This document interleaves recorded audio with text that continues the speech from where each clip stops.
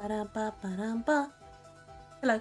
Okay, so I wanted to come on and do a quick little rant. That is just me wanting to talk about something that I'm very interested in, and hopefully other people will be interested in too. I am Mo. Something you might not know about me is I'm a writer, and I've written queer fiction since I was a kid. Actually, I think my first even experimental with like kind of media would be this one had these two OCs, and one of the OCs was just supposed to be like a throwaway character, you know, the character that you introduce and then you kill them off, you know. And then I wrote another character who was supposed to be the villain, and I ended up making the two kind of pull it up, and it was so messy. It was so fucking messy because I didn't understand romance, and my head was just like, oh yeah, they have to be as toxic as possible, I guess, in a sense. And I remember writing this one scene between the two where they kiss for the first time, and I was just like, wait, this is kind of interesting. In the sense of I didn't grow up with a lot of media like that. I didn't grow up with people, you know, kissing the same gender and stuff like that. So for me, it was the only way I could express and experiment in a safe zone with people who were, I don't think they were homophobic per se, but I think they didn't really care too much about who was with who. I think there were some other people who were probably queer or something like that in the community, but we didn't exactly have the conversation of that because most of us weren't really close. We just showed each other what we wrote and stuff.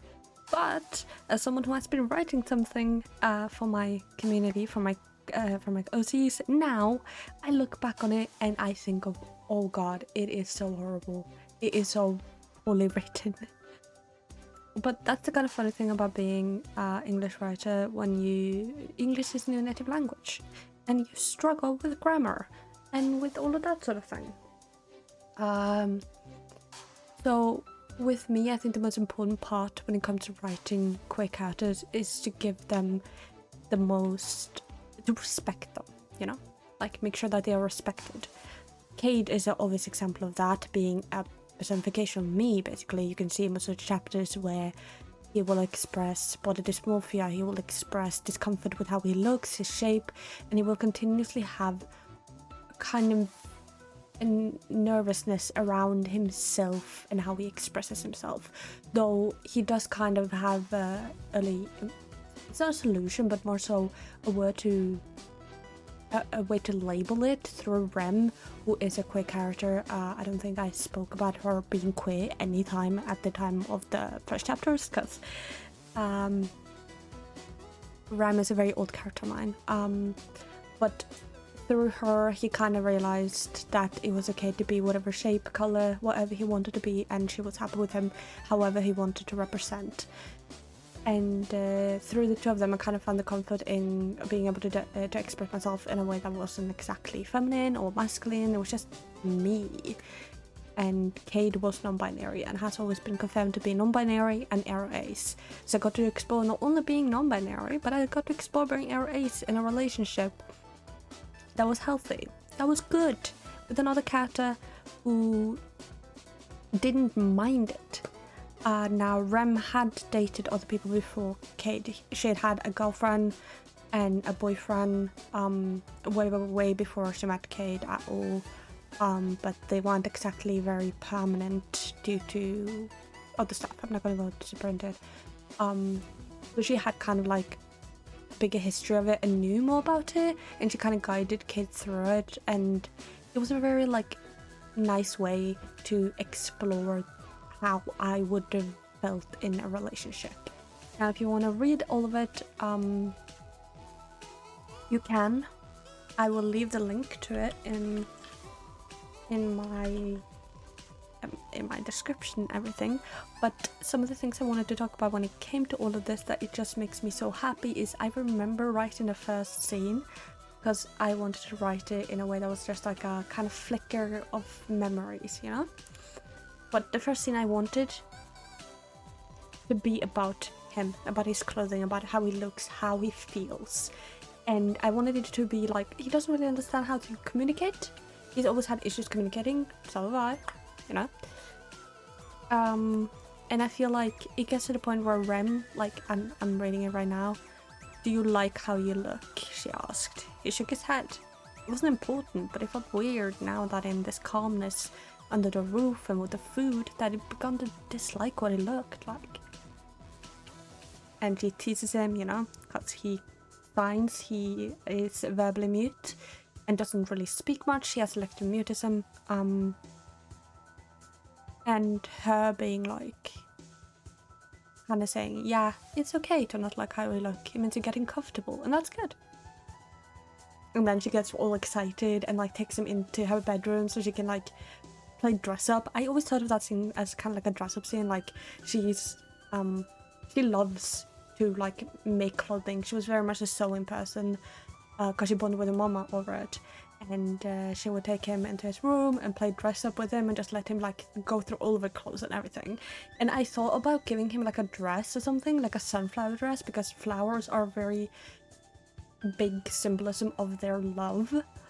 And the sunflower, you know, being their thing.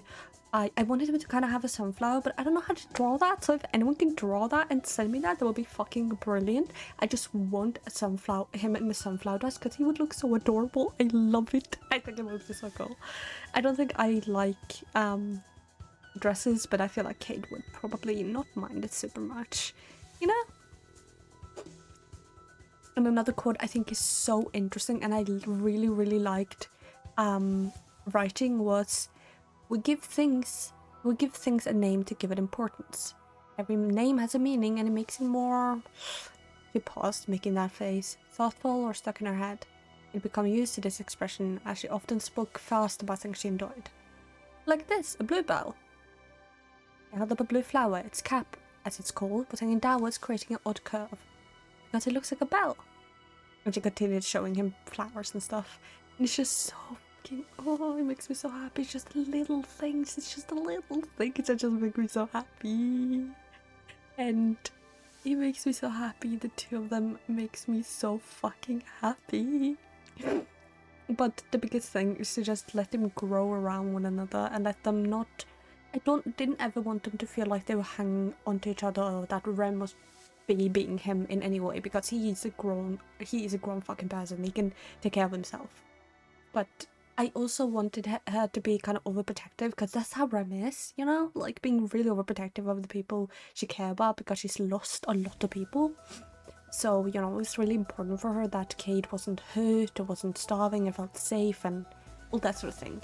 Which led to them having an argument further down the line, you know? Because he doesn't like that, particularly. But just writing the two of them in small scenes... I don't know whether I should have written them in like glimpses of time throughout their time together, because they lived together for like 100 years, so I didn't know how to approach that. If there's anyone who does writing or anything like that, let me know, because I just did not know how to approach that and put that out there in a sense, in a way that made sense, compared to like maybe, you know, glimpses in time, like little flashbacks that the two of them, of important scenes that felt important to me to put down and show how they interact with one another, the important scenes of how their growth goes between the both of them. And it is very... I like how I wrote it, but I feel like I didn't give Rem enough... How do I explain it? Like... It doesn't feel like I gave her a lot of growth or showed a lot of her. She has an entire chapter that's dedicated to religion for her, because her family was very religious. It will be maybe similar to Christianity. That was what I felt in that way. But it was very much like men do men things, men go out and work and women stay home, and her feelings about that. And struggles with that, because she just wanted to make everyone happy, but she was put into shoes that she didn't want. And it's kind of like a little bit of a metaphor for her being kind of gender fluid, kind of, you know, not exactly just feminine. She could go masculine as well, like gender fluid in between the two of them. And I hope I did that justice. I've never had a gender fluid character before, so I genuinely hope I did that justice. And I was so scared to put that out there and be like, oh fuck, people are gonna think that I'm saying this is good stuff. I wanted to make sure that people understood that she was struggling with this and struggling with being tied down like that, and not only struggling to connect with her parents, of course, because her mom was insanely strict, but also because she didn't just want to cook and clean, she wanted to go out, she wanted to do things, she wanted to get dirty and hunt and all that sort of thing, you know, like the important stuff, the different stuff and everything.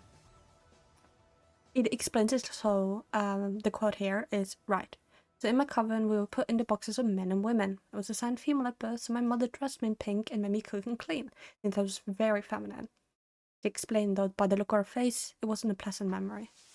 Men and women, he asked. He knew humans had gendered roles, but this was confusing. She sat down and put out her hands. Men are associated with physical strength, work, and the color blue. Women are associated with being thin, soft-spoken, and pink. It was tiring, she admitted with a smile. How come? Kate asks. She sighs. I never quite felt like she wanted me to be.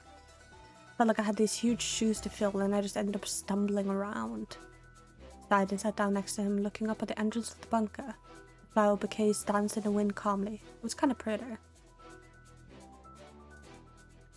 She is still a kind of religious person, but now in her own terms compared to what her parents forced her to be, you know?